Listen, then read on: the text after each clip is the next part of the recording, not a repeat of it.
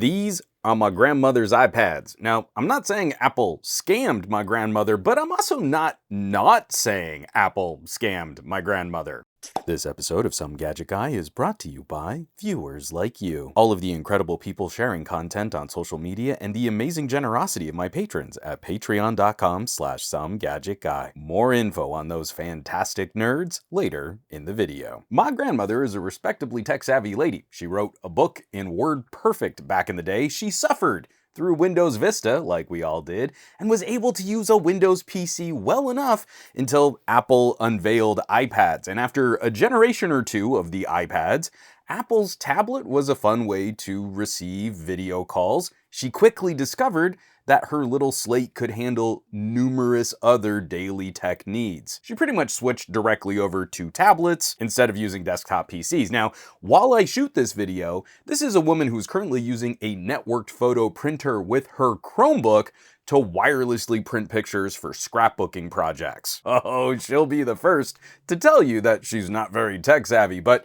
she's curious and she's interested in trying out new tools for her art projects. And why is she using a Chromebook instead of her iPads? Because these iPads are pretty much unusable. They take minutes to boot up, they stutter like crazy doing basic things like sliding around the home screens, and they're both out of storage. So what was a simple, powerful slate for her to shoot photos and work on art projects, they're a mess now. And I get it. Tech gets old. Eventually, you'll need to replace a gadget, but back-to-back iPads completely falling apart is more than just a little bit frustrating for how long she could keep her desktops running. The whole point of going to a mobile OS is that it should be more resilient to the issues older Windows machines would experience. Something just works. And she's tech savvy enough to know that when she has a problem, there are these Apple stores that she can go to try and get some help. And that's where I have a bit more of a problem with how these issues were handled. Through the family grapevine, we'd hear about a few problems. My aunts and uncles would try to remotely troubleshoot those problems, and ultimately, an Apple genius should be able to help her out. It's taken me a bit to work out the timeline, and I'm still guessing on a few of the moments in this support issue, but near as I can tell, the first iPad became unusable, slowed way down. The iPad was completely out of storage, which did not set off any red flags. She had a 16 gig iPad and she used the camera a lot. She was a shutterbug at family events, on top of constantly saving pictures and videos she found around the web and handling years of email on the slate. She was reluctant to delete stuff from her photo gallery because that is kind of a mess on iPad OS. How you select files is a chore if you haven't taken the time and the effort to organize content better. How the Photos app just basically creates one long list of photos. You just end up with an epic timeline of your images. So she takes it to an Apple store, which you're supposed to do, and because it's old and slow and full,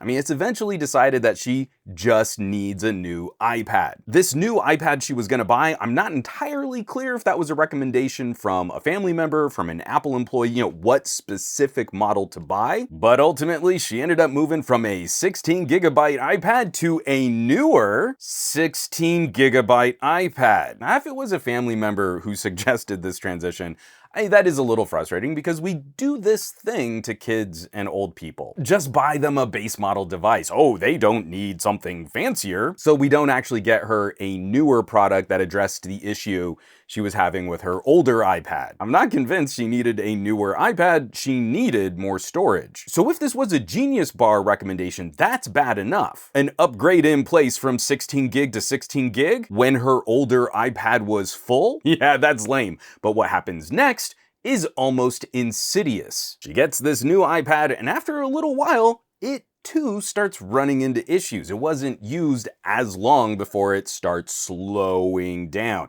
And we're back to visiting Apple stores to try and troubleshoot. Genius Bar keeps looking at these slates, and outside of some basic reboot the tablet, take it into the back to take a look at it, and we updated your apps, they just can't come up with any solutions. She must be holding it wrong. Second iPad having problems, and she's out of storage again. Let's just sell her more iCloud. Maybe more cloud will solve the problem. No one at this Apple store explains how she's supposed to use iCloud, or how her images will be organized, or saved, or removed from the tablet. They just tell her it's like adding more space on your iPad. You know, like those jokes we used to tell about downloading more RAM. No explanation of how it worked or how to use it. They took a lady with a full 16 gig iPad and they signed her up for a 2 terabyte iCloud subscription, $120 a year to back up a 16 gig iPad, a cloud service she didn't know how to use. Also in this timeline, I'm not sure exactly how long she had that subscription, but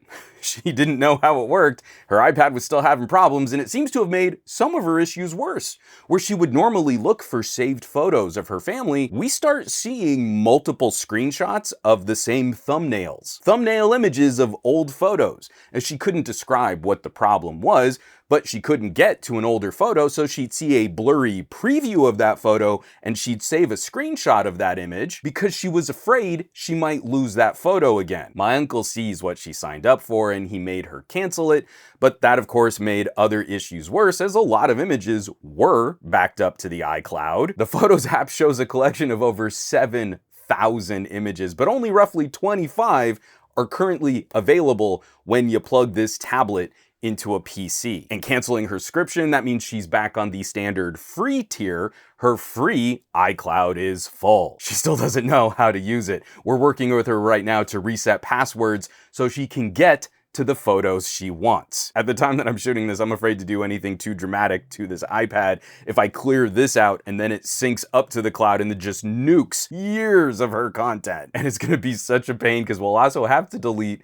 screenshots of thumbnails too. But here's the kicker. I'm only just now getting looped into this situation as her iPhone is struggling now too. She emailed me recently asking if there was a way to back up files on her old iPhone so it could work again, and if there was like a storage stick or a memory card she could use. She apparently hasn't been able to use her newer iPad for well over a year, and her phone is also having issues. Now, I know I can be a bit gruff in handling tech support problems. I want to get directly to the issue and understand where things fell apart, and a lot of folks don't like being questioned. So even trying to break down things like, what were you trying to do when the computer broke? I'm likely to get defensive replies. I didn't do anything. The computer just broke. No, you were trying to accomplish a task. You were doing something on the computer and you wanted the computer to do something. So what were you trying to do when the computer stopped working? So I get that maybe my family members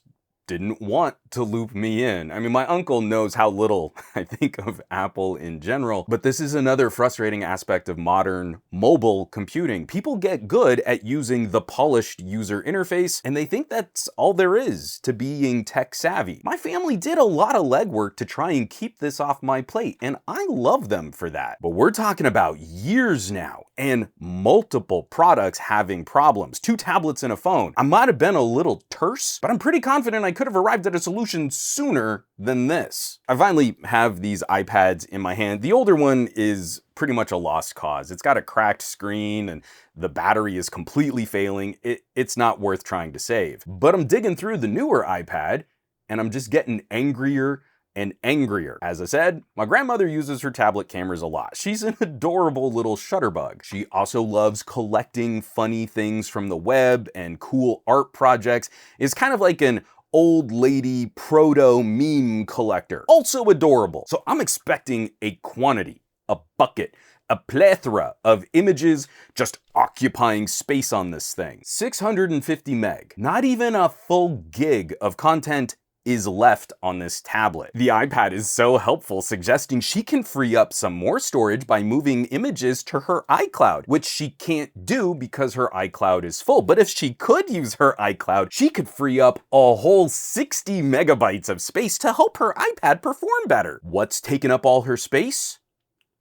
System and other. System files from Apple and a nebulous chunk of other data, likely caches and app data and backups, but stored in a way where Apple refuses to detail what's in that data, and there's no proper file manager to deal with it. Do a Google search right now for iPad quote, "Why is other taking up so much of my storage?" End quote. And that's what's happened to my grandmother. The iPad is locking up 14 gig of storage space. But at least I understand what the issue is now. An Apple genius saw a little old lady with an iPad, and the iPad was running out of storage. So they sold that lady the most expensive cloud storage subscription they could, and they didn't bother to look at or really fix her problem. That was predatory. As techies, we keep acting like we're in a post-geek consumer market. These things just work. Am I right? Who cares about all that nerdy stuff? They're not really computers. They're magical little entertainment rectangles. But I see my daughter coming up, and we do not teach tech literacy at all. Just because a little kid can push square get app does not mean we're teaching kids how tech really works. And it's even worse with grown-ups who think they're tech savvy because they know where the settings app is on a tablet. So when a problem creeps up, consumers are left with no option except to get support from the manufacturer, who has little incentive to really fix the problem, but will happily sell you more stuff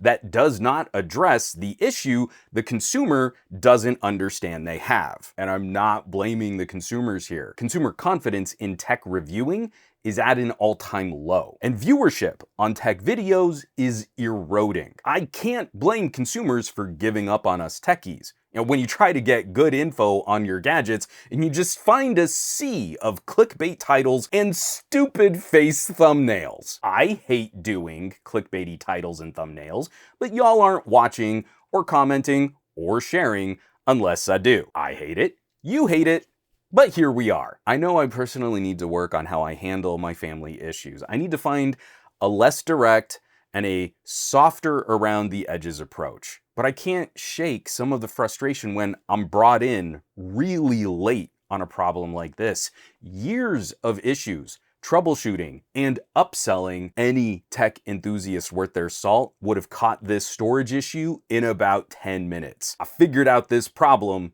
in about 10 minutes, and a good chunk of that time was spent just waiting for the tablet to boot up. If I were an independent contractor billing my hours to an IT department, I still haven't cracked an hour yet. Where I feel my family is pretty tech savvy, I can only imagine how many other people out there don't have access to a good neighborhood nerd, and how many products that are totally fine are getting disposed of before they need to be, or how many people are struggling to buy new things they don't really need to. And it just feels like we're fighting a losing battle, you know? Anywho, what a wacky little YouTube video. I can fix this and get the iPad running better. My grandmother seems to be doing well with her old Chromebook, but I'm sure she'll want a better camera than the terrible little webcam on that inexpensive laptop. I know I have a reputation on the web for being antagonistically critical of Apple and Samsung, and I try to highlight competitive options that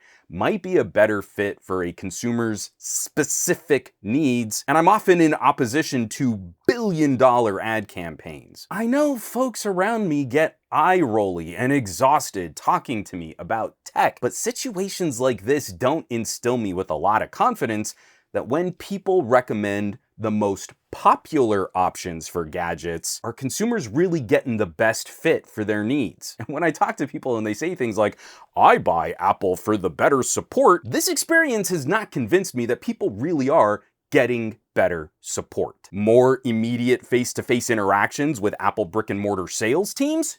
Sure, but not better support. Hey, Apple, my grandmother's using a Chromebook, and she wouldn't be using a Chromebook right now if Apple geniuses actually looked at her issues and helped her out. Supposedly built into the premium price tag of your products, that's the implied contract, is that you're gonna be there to help people out. Nerds, geeks, us tech enthusiasts, we have a lot of things we need to work on. And it also, if I'm catching any average consumers out there, it needs to go both ways, where our family members need to acknowledge that geeks are people too, with feelings and a limited human supply of patience. But I'm genuinely not sure how to tackle challenges like these in a broader market, improving consumer outreach and education in a time of mega corporation billion-dollar ad campaigns. More and more, it seems every time we nerds are not consulted, where we can't get hands-on and fix these issues,